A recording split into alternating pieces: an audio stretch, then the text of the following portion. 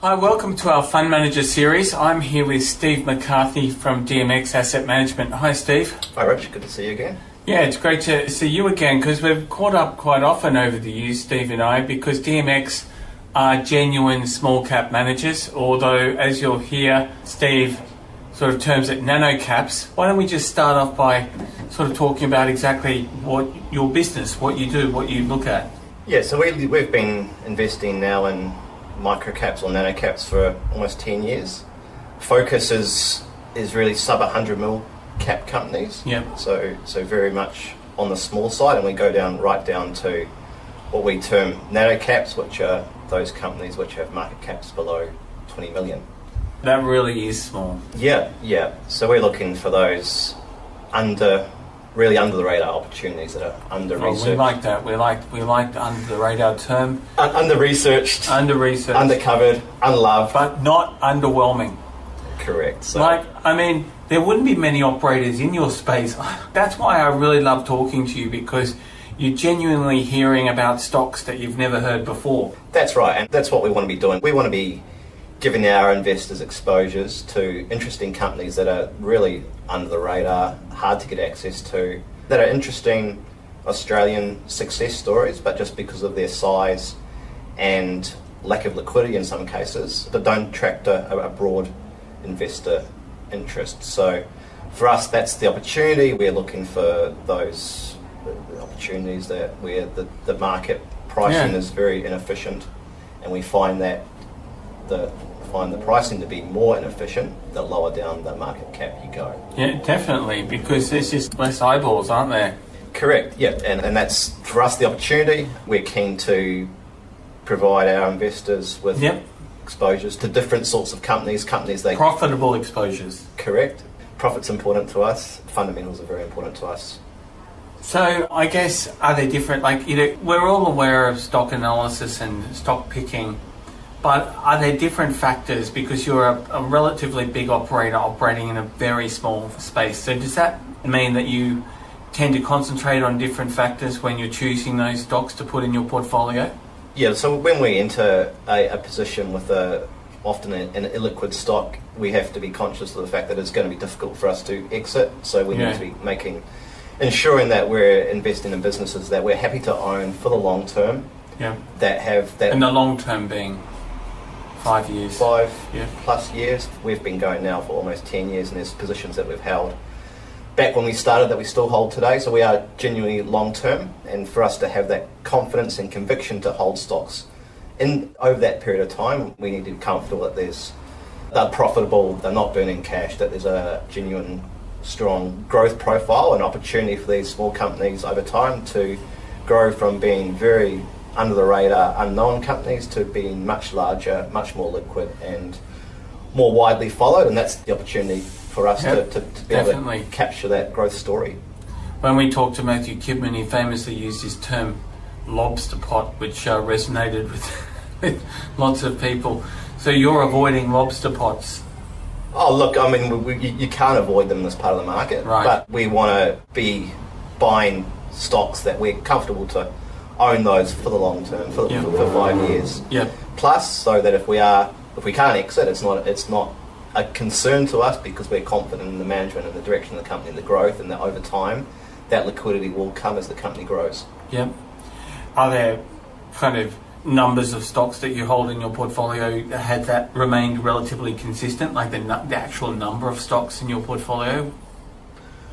Yeah, look, we do have a pretty broad, diverse portfolio. We own up to about 40 positions. 40 positions. Oh, that's quite a few. Just because we want to have that diversity, and we see so many opportunities in this part of the market that we try to capture a broad range of different sorts of setups. And look, the reality is it's hard for us at times to get larger positions and take positions to a larger portfolio weighting. So having a broader number of stocks in the portfolio and perhaps a slightly lower weighting is easier for us to be able to execute. And is the turnover quite low, or is it kind of average compared to fund managers? Like, do you turn over the portfolio once every sort of year or once every 3 years? Yeah, look, turnover is low, and we are genuine long-term investors. We want to hold these stocks for the journey. We do, over recent years, we have seen a number of takeovers across the portfolio. Yep. So typically we'd see of those 40 stocks that we own, maybe each year 5 or 6 would be taken over, and that's a that's a genuine that forces you to turn over the portfolio, doesn't it? And also very helpful in terms of providing some liquidity for us to then recycle those proceeds into the other opportunities that we're seeing. Yeah. And have you seen many stocks go down over the years or not? Yes, the last couple of years in particular, it's been very challenging in this part of the market. Liquidity has really dried up, and there's been a number of retail and institutional holders that have left sub 100 mil cap companies. And when that happens, when that money leaves the space, there's not really the new money coming in to be able to provide any buying support. Yeah. So, look, we've seen the last couple of years has been challenging. There's been a lot of selling of smaller names. And do you think that therein lies an opportunity? Correct, yeah. So we have taken the opportunity to really double down over the last couple of years. And that's good. A number of these positions. We're now substantial shareholders in about 8 or 9. So that means you own over 5%? Correct, yeah. Yep. Small companies that we've either bought through on market or supported capital raisings over the last 2 or 3 years to build our positions at what we hope will be the low point in the cycle. Yeah, well, I guess, we are seeing some sort of pretty somber economic growth, but the thing that I like about small caps is that they're not really beholden to the economy overall, are they? They're really kind of market takers rather than just relying on business as usual in the economy. Correct. I mean, we're just seeing there's a lot of disruption is what I'm saying. We're seeing sub 2% GDP growth at the moment, but across our portfolio, we've just reviewed, been through our top 10 positions. And across those 10 positions, average revenue growth is 15%. So we've seen strong. Well, that's pretty good revenue growth. Mid-teen revenue growth across those names, and some holdings are delivering 20-25% revenue growth. So there's certainly, that's the opportunity, investing in these really small names that coming off a low base and a lot of market opportunity to expand their market and their revenue. What sort of bias does your portfolio have as far as sectors? What are the bigger holdings? What sectors would they be in? Yeah, so in terms of biases, we are value focused. Of course. We want to be able to have that confidence to own a business for 5 or 10 years, that we need to know that the businesses are growing and generating good profits, and a lot of our positions are also paying dividends. So you don't normally associate dividend-paying stocks with the very small companies, but there are those opportunities to buy dividend payers that are very much under the radar. And look, so some of those sectors where we see value are the financial services space. We did well last year in Diverger. We were a substantial shareholder that was taken over by Count Plus. Yep. So we're still That's one of our favourites. Okay. Yeah. So we've still got a large position in Count, and also in Sequoia Financial. We own stock. Yep. Prime Financial, Fiducian. So a lot of financial services stocks is what you're saying. Yeah, look, across our 40 names. Is that because you think they have great operating leverage? So or because they've been sold down following various high-profile royal commissions? Yeah. I think what we're seeing now, though, is that advisor market starting to strengthen. Yeah, I agree. I bought some Count Plus the other day. Yeah. I think that definitely, if you've been able to withstand the storm, you can experience the spring, the growth. Yeah, and there's some genuine cross-sell opportunities with the accounting network versus the financial advice network, and the accounting business model is pretty robust in terms of that recurring nature of that. Those revenues. And there was a financial services firm that you visited recently at their home in India. Findi, I think. Yeah, that's a bit of a different one. 53 degrees yesterday, I read. Yeah, when we were there was... It's also doubled as a weight loss sort of company tour. It was... What were some takeouts from that? Because it's certainly done well, Findi. So, Findi it's a business listed on the ASX, but with operations in India, providing ATM and banking services to predominantly the rural, regional parts of India, which that would be fascinating. Yeah, I mean, you're talking about 1 billion people. That would be fascinating. Who are underbanked. Unbanked. Yeah. Initially, and that was Narendra Modi's big initiative, was to bring them into the banking system, and now Findi's sort of taking it further. Yeah. What a great story. Yeah, so there's there's the expectation that Findi will list on the Bombay Stock Exchange in a couple of years, and we'll be over there ringing the bell. yeah. So we had a good visit to Delhi and Pune and Mumbai, and saw the operations centre and visited a number of the Findi merchants over there. So it was really good to. So you're still buyers. Look, yeah, I think we think once they do that dual listing. Yeah, the dual listing. The panacea for all ills. Well, there's a lot of interest in investing in India. So the economy's going gangbusters. There's a lot of people over there. And nobody denies that. And they've got a good work ethic. And they've got good cricketers. I love Australian. There's a good relationship there with Australia. So we think of India's a interesting exposure to that part of the world where it's very difficult to get exposure to India. Well, if you're looking for Indian exposure, don't just go to the cricket, buy Findi. Yeah. And what about, let's move away from financial services for a second, because you've got so many stocks, it'd be a crime to just focus on, bankers. Verbrec's a fascinating company. They're an engineering consultant, aren't they?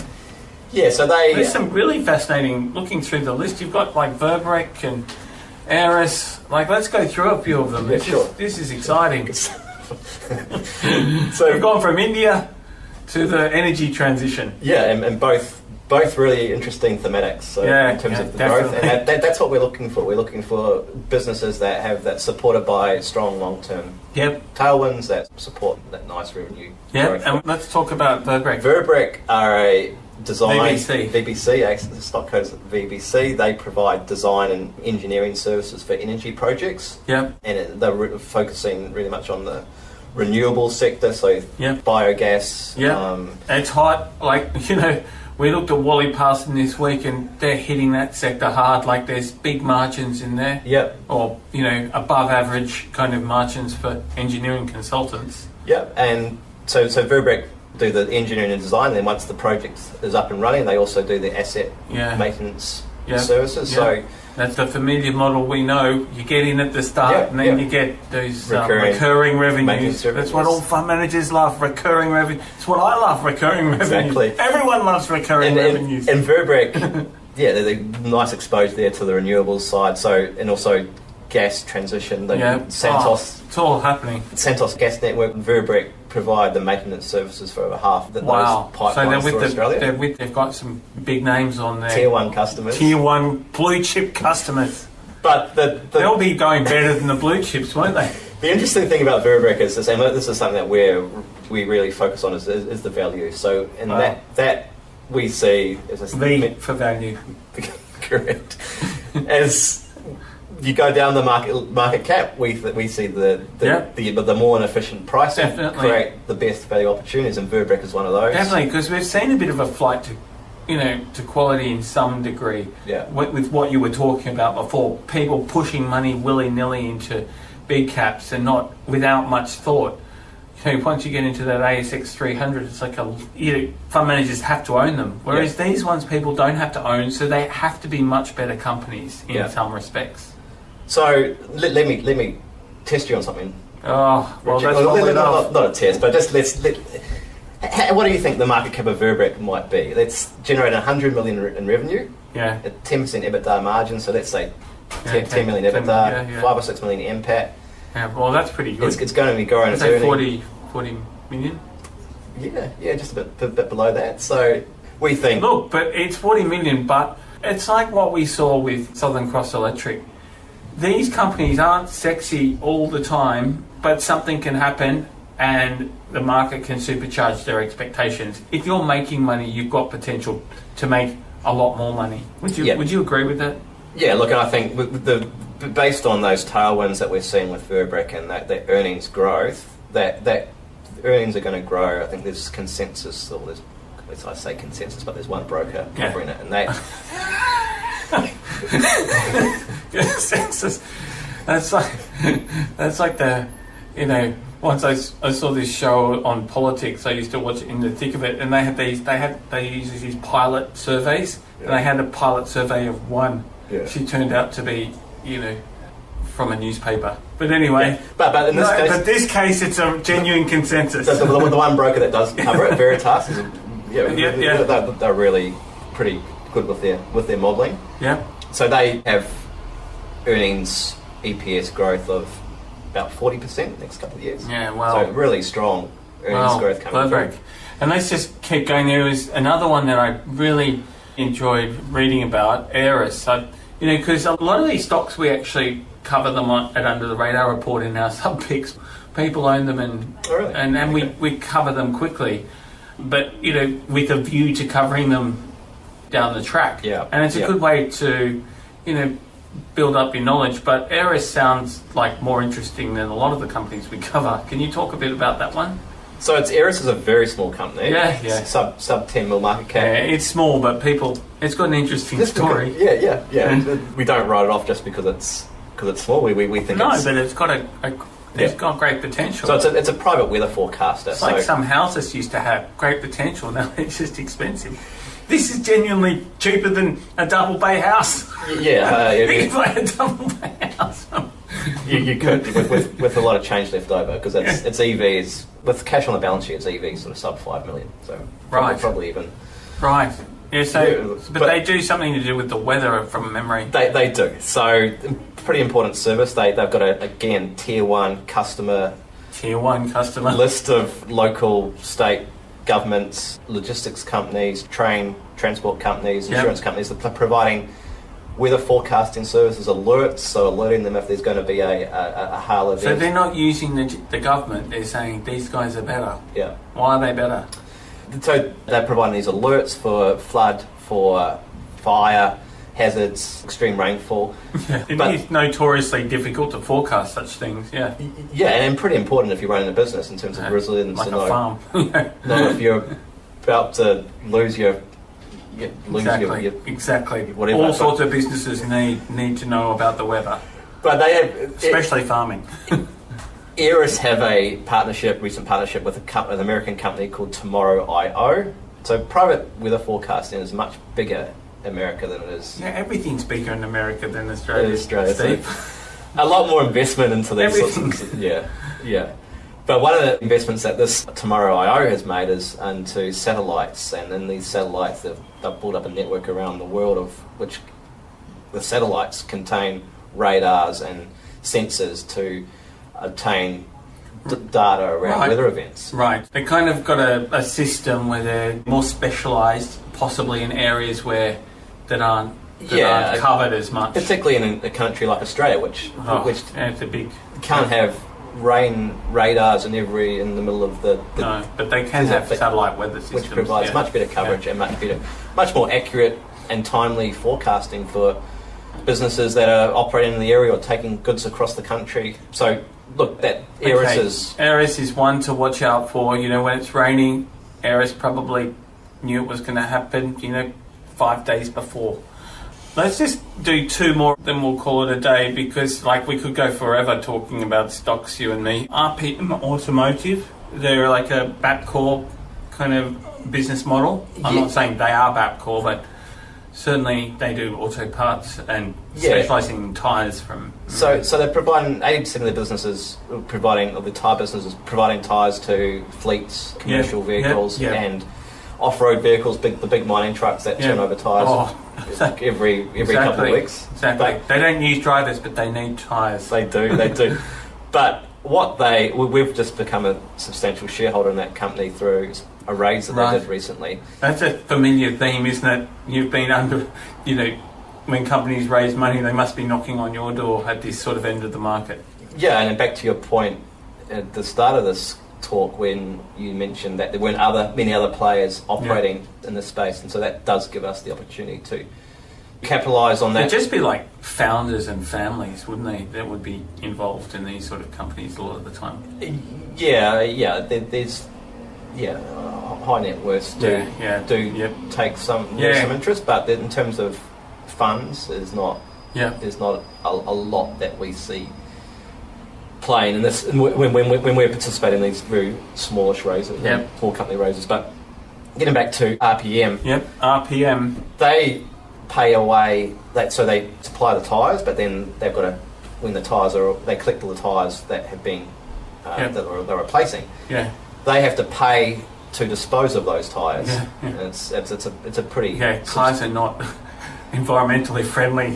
Yeah, and there's regulations there, and you can't send those tyres offshore anymore from Australia. Yep. So one of the growth initiatives from that RPM are progressing is they are now starting to recycle those tyres and shred the tyres that come back from these depots, the used tyres that come back, rather than paying for someone to dispose of them or collect them. They are now recycling, or they're going to be recycling those used tyres and then sell the shredded product to some of the various... It's going to be the next bingo. Well, yeah, and they, rather than... That's where they made a lot of money, I think, but I'm not sure about the veracity of their claims of recycling, but they did. Yeah, that's a big industry, isn't it? The recycling of tyres. Yeah, so you can use that in construction of road material, and also mats for playgrounds is another use case. So what's going to happen is, rather than RPM having previously this been a cost line for them, is now, well, there you go. They're vertical. They're going to be making money from it. Well, I think that's definitely one I'm going to be checking out. And lastly, one I saw, I caught up with the company a while ago, Pureprofile. They sounded interesting, like they had a global, wait for it, profile, but like they're in market research or something, but they didn't quite have the scale from memory. Yeah, but they are getting, so the data insights. Yeah, from memory, They I thought, wow, people really need this. This kind of research. Yeah, but they are getting that scale now. Right. So well, that's what's interesting, isn't it? When they start to fly, and you can see finally the free cash flow, so they don't have to come to you anymore. Which is exactly what's happened with Pureprofile. So they've grown the business from revenue line from about 25 million to 50 million over the last. That's a great achievement. Yeah, last couple of years. They are now generating a real profit, and that 50 million revenue line then has the potential to scale as they... Well, that's what it's about. Making some good progress in the UK and Europe. Anyone can cut costs, but growing the revenue line, that's where you make money. Exactly. Yeah. That's what we're after. Revenue that's what we're after. That's what we're all after. Right, and for these small companies to become larger companies, there needs to be that revenue growth. Yeah, and that's what you can get when you're starting off small, but you have to watch them very closely. You do, but you can. There is that opportunity to see 20% revenue growth plus. Yeah, for long periods, because they. Yep, definitely. And that with some operating leverage, that revenue growth can translate we're looking to at the Nvidias of tomorrow. Exactly. So that's what we're excited about. we think there's just. I think it's an exciting space to be in. I've really appreciated you coming in, and I look forward to talking to you again. Good stuff. Okay, thanks. Thanks, Rich. Thanks, Steve. Cheers.